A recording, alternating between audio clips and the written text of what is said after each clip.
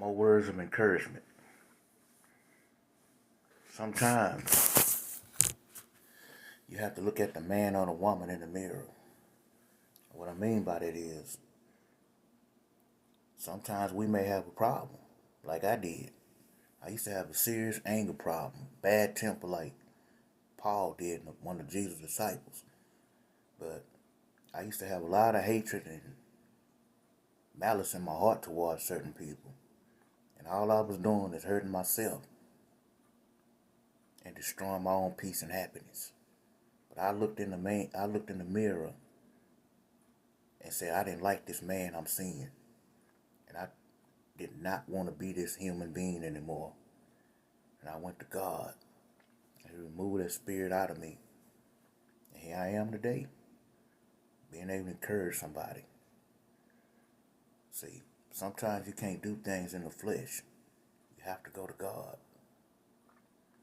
And once you go to Jesus, whatever you're going through, you give your life to Him and you ask Him to loose those chains and take that burden off of you, you will see your life will tremendously change.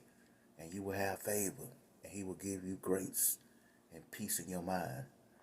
All the time I walking around here hating certain people, I was just killing my own joy, killing my own spirit, killing my own happiness. And these people, they ain't even bothered.